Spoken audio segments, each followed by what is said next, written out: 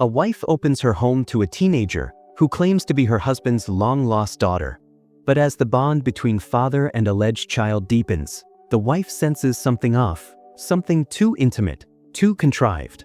What begins as compassion slowly twists into quiet dread. This is not a nightmare born of dreams, but of waking life itself. One uneasy afternoon, a teen named Caitlin sits in her parked car, eyes fixed on a blue house across the street. Her hands tremble. On her lap is a worn photograph of a family, her compass, her proof. Soon, two boys stroll past, AJ and his friend, Sean. Caitlin confirms AJ's identity with the picture, then quickly averts her gaze as they approach. Moments later, she moves the car closer to the house just as AJ's parents, Liz and Gabe, pull into the driveway. Stepping nervously from the car, Caitlin asks the man if he's Gabe Michaels. When he confirms, she delivers the blow. Her late mother, Elaine Patterson, once Gabe's girlfriend, claimed he is her father. Liz, caught off guard, questions Gabe about the woman in the photo.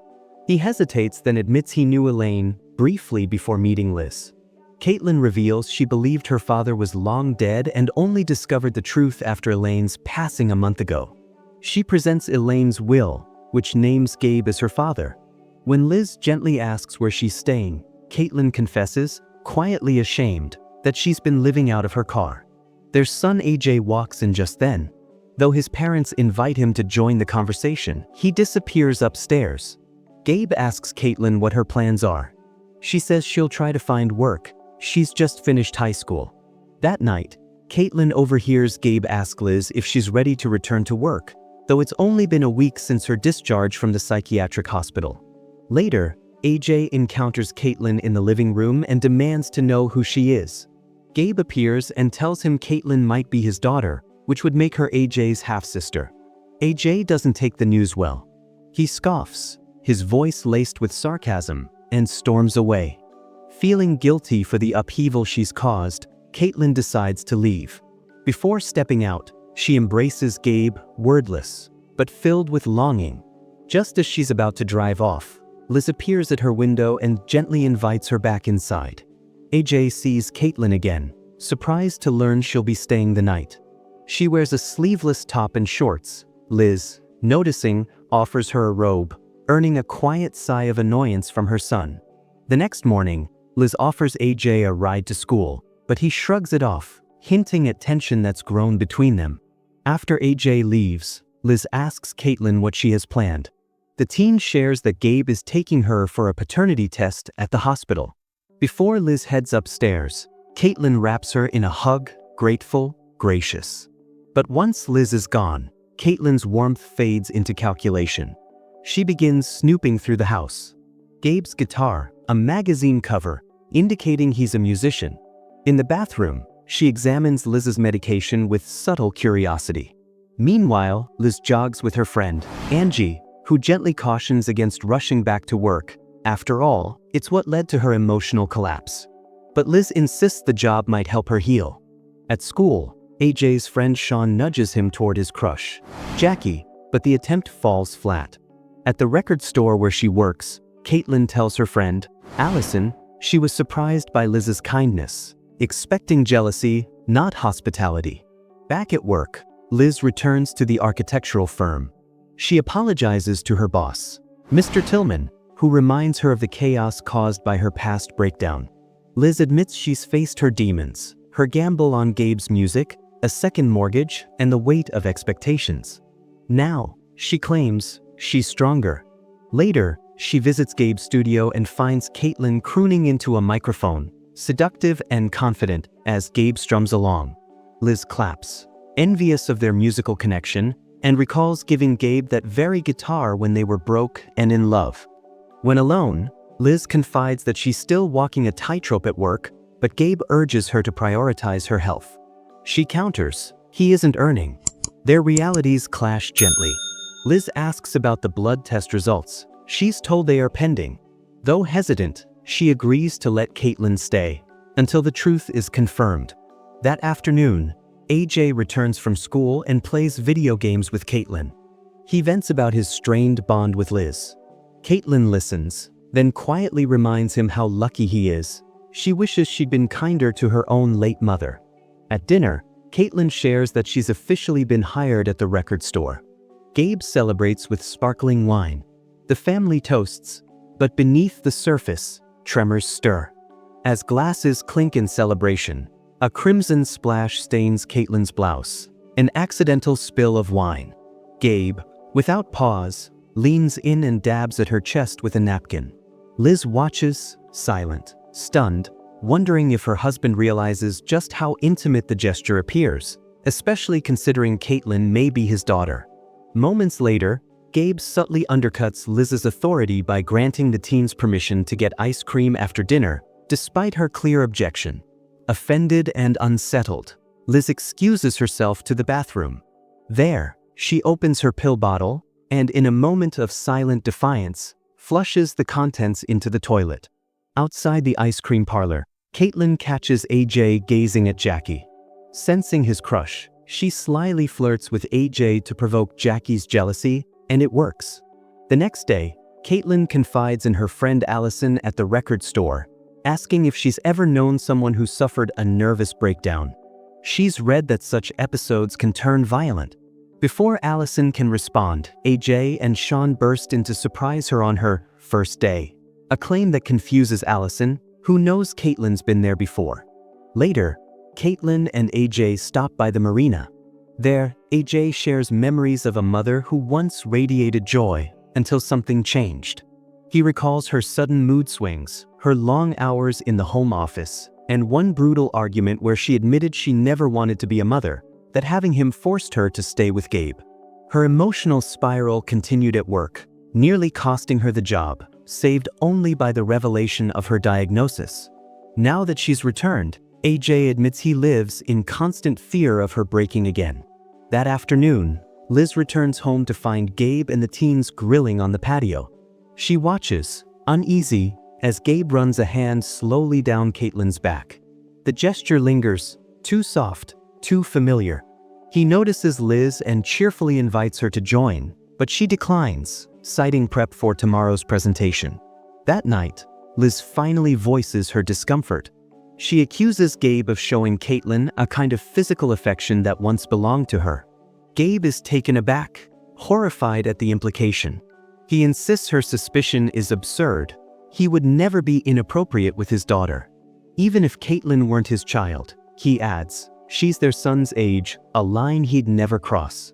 Later that night, a noise pulls Liz from sleep. On the stairs, she finds Caitlin, who claims she came down for a glass of water. But after Caitlin leaves, Liz notices her office door ajar, her computer monitor glowing in the dark.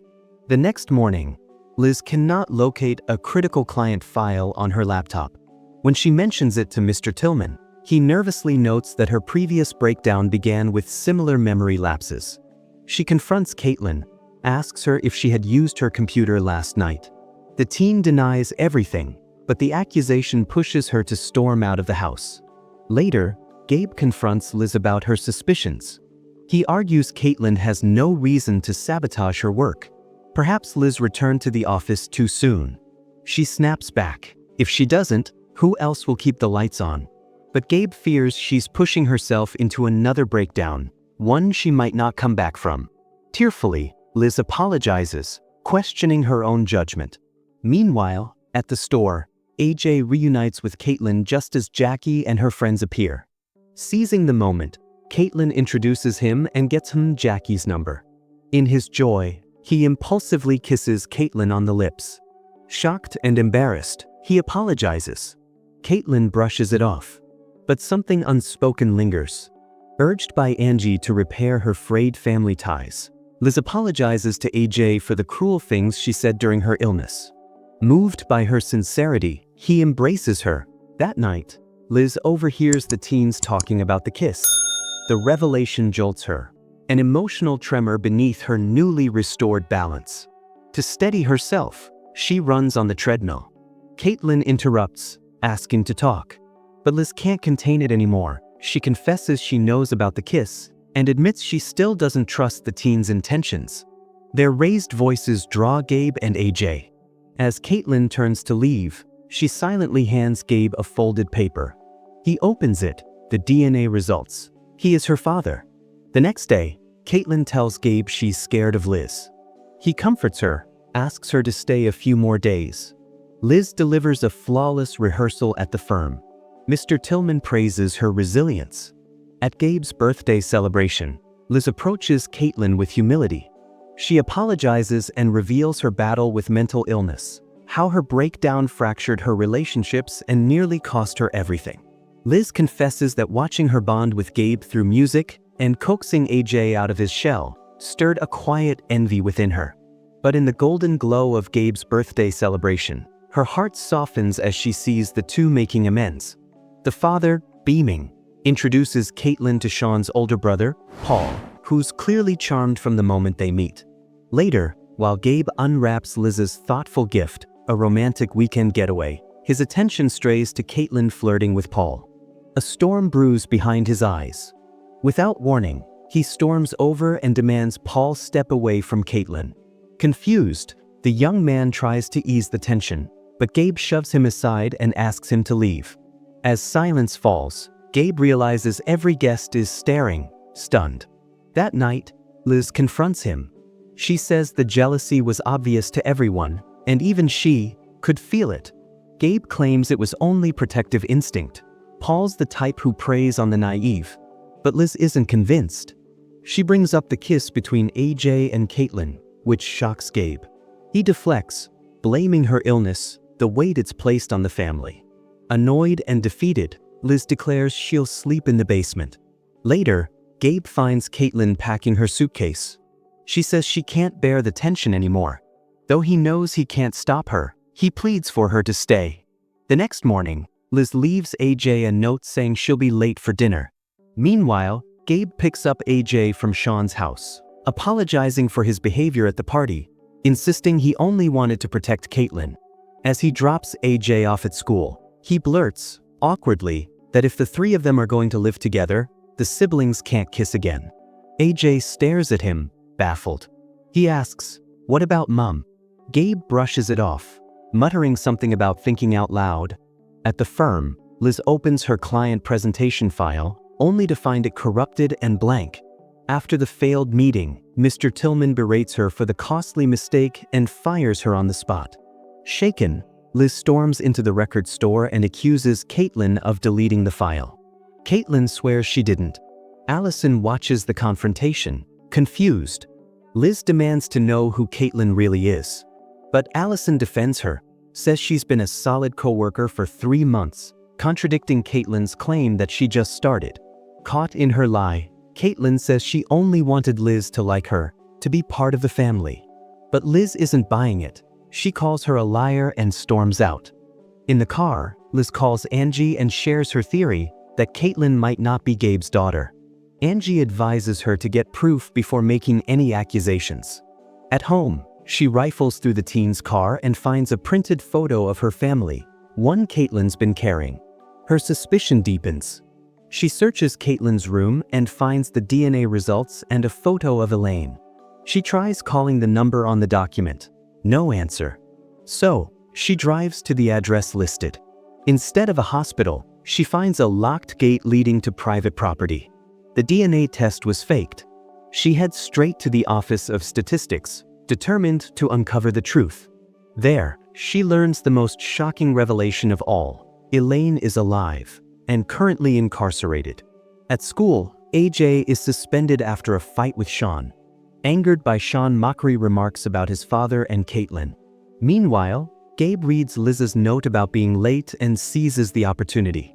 He visits Caitlin at the record store. They threw caution to the wind, shocking Allison. At home, he and Caitlin fall into bed together. But AJ, home early, walks in on the mid-act. Moments later, Liz returns. Her son rushes to her, voice shaking, and tells her what he's seen. Liz confronts them, demands to know how long it has been going on. Caitlin confesses they met at the record store while Liz was still in the hospital. The truth crashes down. Gabe orchestrated the whole thing, so he could keep Caitlin close, manipulate Liz, and quietly push her toward another breakdown. Desperate, Gabe blames her, her career, her coldness, her rejection of his music. But Liz sees it clearly now. He deleted the client files too. In a fury, she grabs Gabe's guitar and smashes it in the driveway. Neighbors gather, drawn by the chaos. Gabe shoves Liz to the ground. AJ launches himself at him, fists flying until neighbors intervene. Bruised but resolute, she tells them both to leave and never come back. Caitlin flees the scene, embarrassed, ignoring Gabe's call. Weeks pass. Liz ends a call with her new architectural firm, eager for a fresh start. She brings snacks to AJ and his friends. Her son, smiling, asks her to stay and hang out. She does, and in that quiet, joyful moment, her smile reflects something rare: peace, gratitude, and a bond mended by truth and fire. Thank you for watching. If you enjoyed this video, please like and subscribe to the channel for more videos like this.